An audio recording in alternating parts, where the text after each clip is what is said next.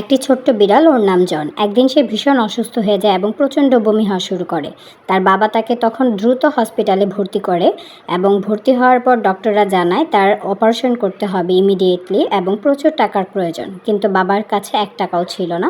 তখন বাবা নিরুপায় হয়ে অসৎ পথ অবলম্বন শুরু করে যে যেভাবেই হোক তার ছেলের অপারেশন করতে হবে।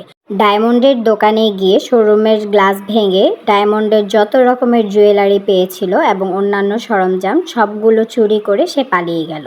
কারণ তার মাথায় একটাই চিন্তা ছিল, তার ছেলের এখনও অপারেশন হয়নি, টাকার দরকার।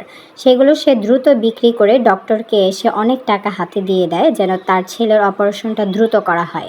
অপারেশন শেষ করার পর জন একদম সুস্থ হয়ে গেল, যা দেখে বাবা অনেক খুশি।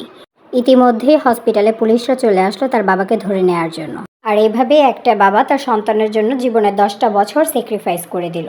10 বছর পর বাবা সন্তানকে কাছে পেয়ে খুশিতে কান্না করে দিল। নেক্সট ভিডিও পেতে আমাদের চ্যানেলটি সাবস্ক্রাইব করে রাখুন।